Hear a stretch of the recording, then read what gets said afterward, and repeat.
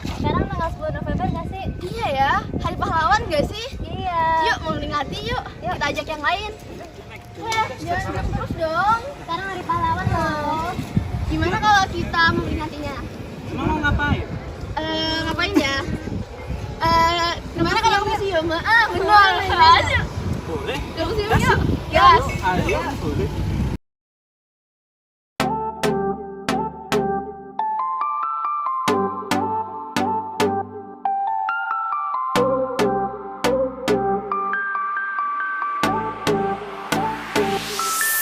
Hai, kita udah sampai di Museum Pangeran Diponegoro. Yuk, kita langsung masuk aja.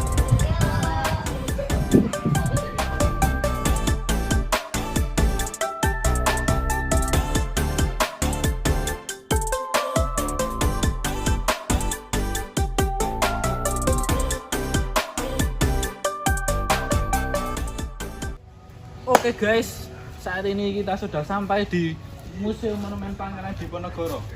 Nah, di sebelah sini ada ilustrasi peperangan Diponegoro yang berlangsung selama 5 tahun pada rentang waktu 1825 sampai 1830. Nah, ini Pangeran Diponegoro yang sedang melawan kolonial Belanda. Ini pasukan dari Pangeran Diponegoro ya, sampai berjuang mati-matian gini. Oke, langsung kita masuk saja ke museum. Let's go.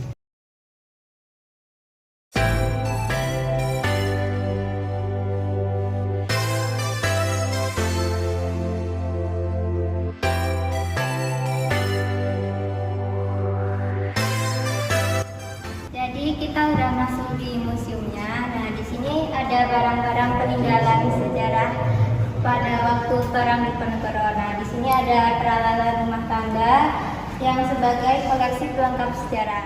Kemudian ada senjata-senjata. Nah, di sini ada armata tombak yang bahannya itu merupakan besi baja. Terus ada keris. Kerisnya dulu digunakan oleh Pangeran Diponegoro pada perang tahun 1825 sampai 1830. Kemudian ada bandul atau bandil yang terbuat dari besi baja yang bentuknya itu seperti bola, kemudian ada pengikat rantainya pada tangkainya. Kemudian ini ada tombak, kemudian ini ada kereta kepameranan.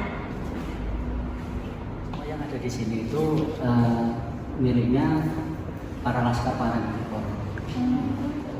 Dan untuk khusus tombaknya sendiri itu adalah merupakan miliknya para pasukan Diponegoro, yang mana pasukan tombak Diponegoro itu sangat dibantu oleh pasukan Belanda. Karena saking hebatnya, saking kuatnya, konon ceritanya itu bisa menembus pohon yang buat berlindung pasukan Belanda. Tombak ini Pak. Iya. Memang kalau dipikir secara logika tidak masuk akal. Tapi itulah hebatnya para laskar Pangeran Diponegoro. Saking kuatnya, saking hebatnya pasukan tombak ini. Itu memang diakui oleh jenderal tersebut sendiri. Seperti itu. Khusus untuk tombaknya ini.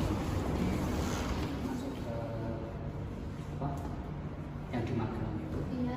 Ya, jadi semua peralatan senjata-senjata itu jadi yang dirampas sih. Jadi sebelum masuk karena di situ kan disampaikan rundingan, jadi nggak ada senjata atau apa. Tapi ternyata setelah beliau masuk, akhirnya sudah dijebak oleh pihak Belanda. Nah, awalnya perundingan menjadi penangkapan.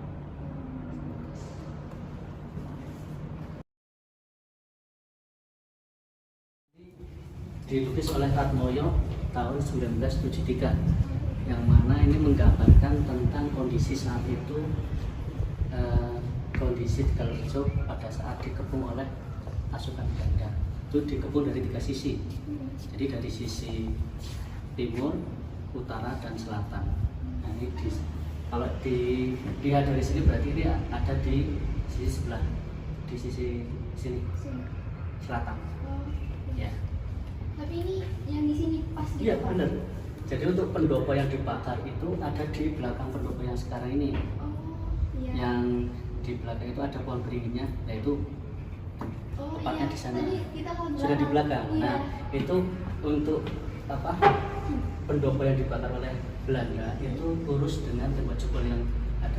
Iya, tadi juga lihat tembok Sudah. doang ya. Itu Iya. asli ya, Pak ya? Masih asli. Itu benar-benar itu tembok yang dijebol untuk meloloskan diri Pangeran Diponegoro, keluarga beserta para pasukannya menuju ke Gorontalo. Jadi ini sudah karena dikepung, sudah terdesak oleh pasukan Belanda, akhirnya Pangeran Diponegoro menjebol tembok yang sisi barat untuk meloloskan diri.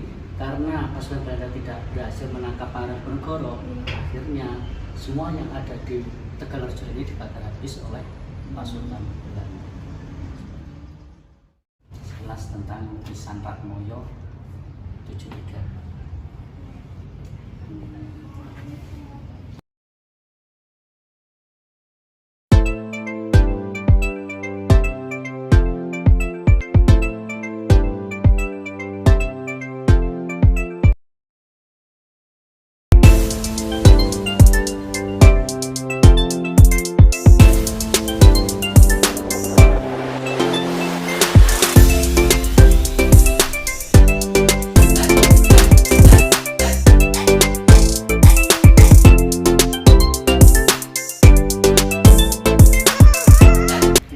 Namanya Pagasan.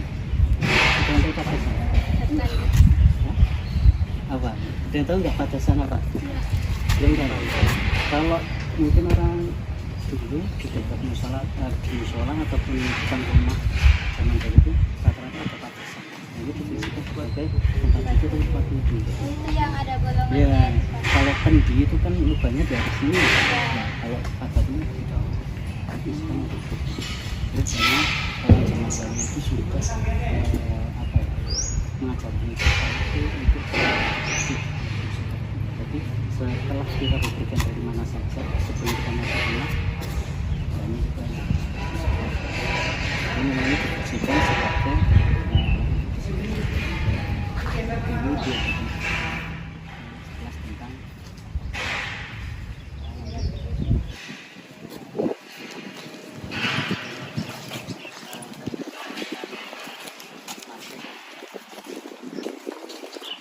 seperti apa, Mbak? Penampungan air. Ya, ini yang namanya komboran. Ya, komboran itu betul. Ya, ini dulu dijadikan sebagai tempat makan dan minum kuda. Ya. Jadi kalau sekarang kan mungkin seperti pakai ember atau apa ya. Kalau dulu itu terbuat dari bambu yang dipakai untuk tempat makan minum. Mak, kalau kita rekrut tembok ini nggak usah. Tidak bisa masuk ke dalam sana. Kita di sana di belakang itu ada relik tentang masa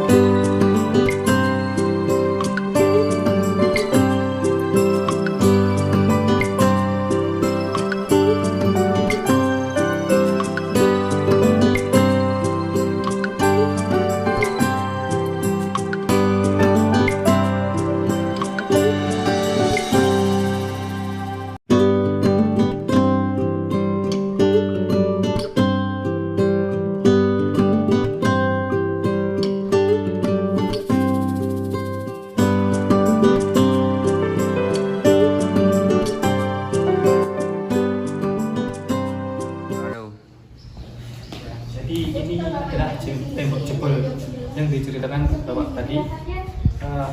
Tembok ini digunakan oleh Pangeran Diponegoro beserta keluarganya untuk melarikan diri dari para penjajah Belanda. Ada 3 versi dalam penjebolan tembok ini. Yang pertama yaitu menggunakan sikut, Pangeran Diponegoro, yang kedua yaitu menggunakan kaki kudanya Pangeran Diponegoro, dan yang ketiga adalah dibantu oleh para pasukannya Pangeran Diponegoro. Ya, itu saja.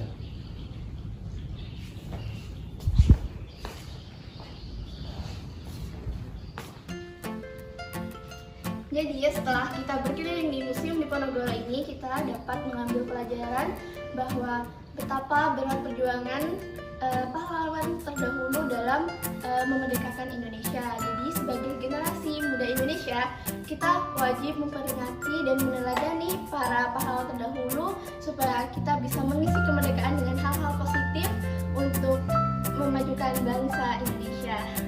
Terima kasih.